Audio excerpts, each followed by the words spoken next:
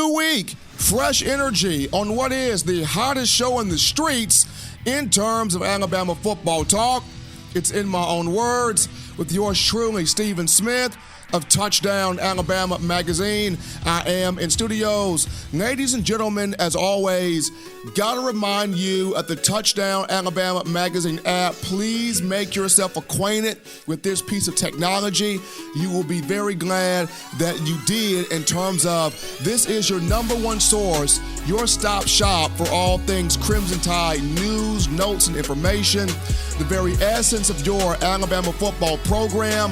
When you talk about practice recaps, game recaps, highlights, recruiting, press conferences, player interviews, things you will not get from any other sports media site in terms of Alabama football.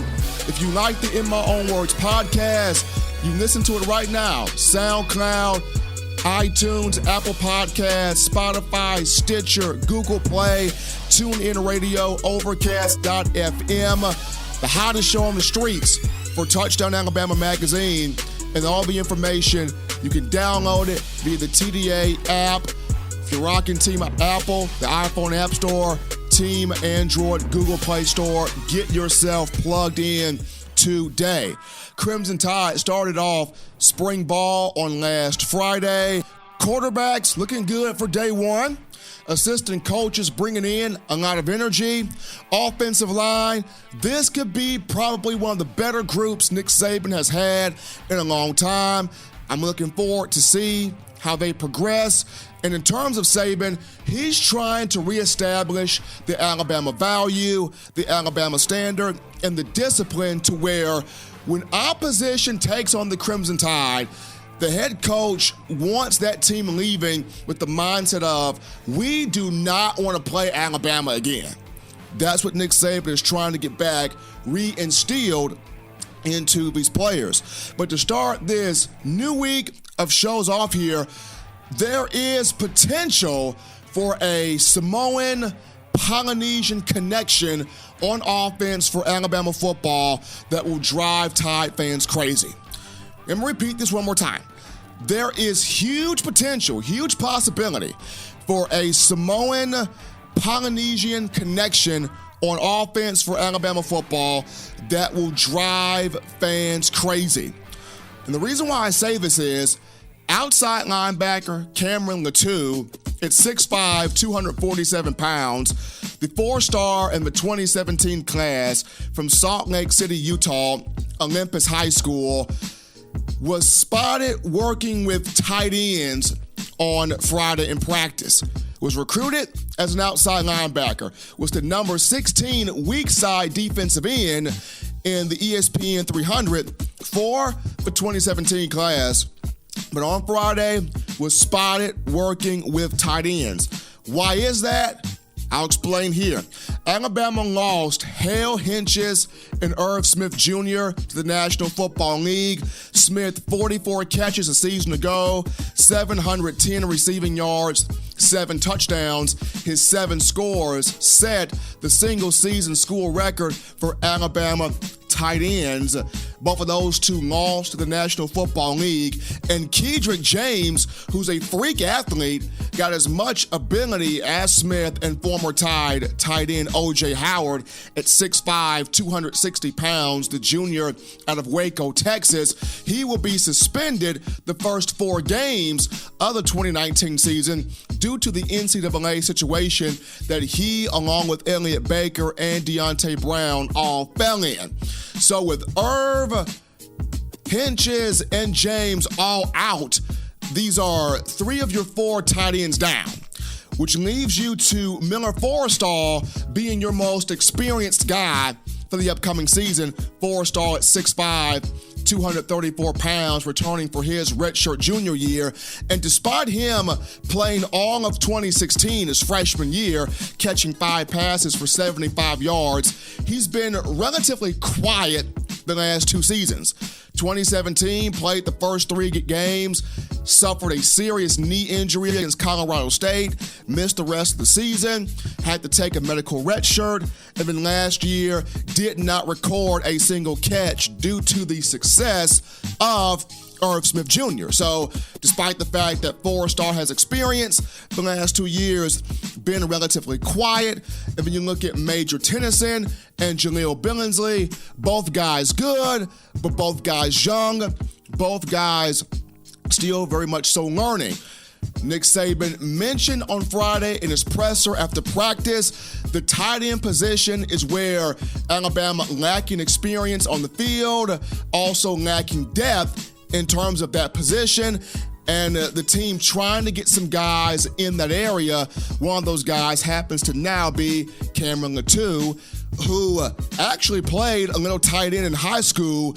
The big point for him is going to be, can he develop the hands to be a reliable target for one Tua Tagovailoa, but also can he develop as an in-line blocker, especially with you have Najee Harris, Brian Robinson, Jerome Ford, Trey Sanders, and Keelan Robinson, a very, very loaded backfield. The one good thing about Latu is he's got quick feet, developed that from being an outside linebacker, and he's got tremendous size to play the position. Just got to develop the hands and the blocking techniques. Another good thing for Latu is, although spring ball is the time of year where Nick Saban puts on his mad scientist hat, he loves to look at certain guys at a position where they're not being utilized, and he tries to create a role, create value for them in another area where their talents may be better fitted. And though experiments in the spring don't always pan out, there are some that have, and there are some that have panned out beautifully in terms of Alabama football. Providing you a list right now, as you're seeing this list on screen, of players that were experimenting in the Nick Saban era that did well. You look at Blake Sims, who was the ultimate guinea pig for the Crimson Tide. Sims played defensive back, wide receiver, running back, scout team quarterback, before being the starting QB for Alabama in 2014, and at that point set the single season passing record with 3,487 yards prior to Tua Tagovailoa and what he did a season ago. Sims also had the single season record for total touchdowns at that point at 35 in 2014. From Blake Sims, we go to Cyrus Jones, who was moved from wide receiver to defensive back, played wide receiver in 2012, and then from 2013 throughout the remainder of his career was a corner. Deontay Thompson was a 4-star in the 2015 class, came in as a wide receiver from Orange, Texas, was flipped over to defensive back where he became a big-time productive safety. Johnny Dwight came in as a tight end, was flipped over to the defensive line, had a strong career at defensive tackle. Corin Curvin came in as a defensive lineman, was flipped over to the offensive side as an offensive guard, had a solid career. Even Ross Pierschbaker played the first 3 to 4 years as a offensive guard, a left guard, before making that switch to center in the 2018 season. So there's just a number of guys that have had success in being experimented, flipped over from one position to the other. In terms of other guys that went through experiments under Nick Saban, we have Cooper Bateman in 2015 that was looked at for wide receiver, but he ended up continuing at the quarterback position. You have Chad Towson, a wide receiver that was signed in the 2017 class, in the midst of an experiment right now, taking reps as a defensive back. And Keaton Anderson, in 2015, he was a 3-star, came in as an inside linebacker, but was flipped to safety. So just some guys in general that when Nick Saban puts on his mad scientist hat in the spring, there were players that were flipped around, moved to other positions, trying to create better value for those guys. And the latest name is now Cameron Latu. I feel like this one will stick, just seeing how no more Irv Smith, no more Hale Hinches. Kedrick James suspended the first 4 games of the 2019 season. Alabama needing help, needing depth at that tight end position.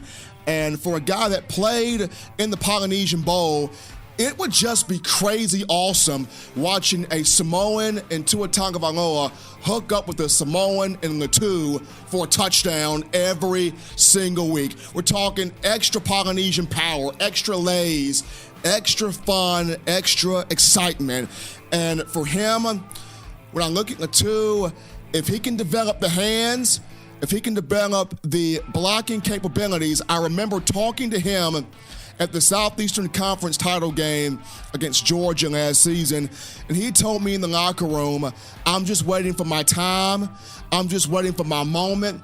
I'm just being patient. Well, now, here's his moment. Now, here's his opportunity. Can he take advantage of it? That remains to be seen. But Latu worked with linebackers in practice on Friday. Very interested to see how he continues or how he will go about progressing in that development. We go to our first break here on In My Own Words. Don't touch that dial, folks. Just getting started. When we return, he is widely adored by Alabama fans, men, women, children everywhere. I've even seen pets walking around with a Tua Tagovailoa jersey on. So widely loved by Alabama fans. But in terms of national media, in terms of the huge landscape of college football, Tagovailoa could possibly be the most slept-on quarterback in the upcoming season. Why do I feel this way? Folks, you don't want to miss the explanation.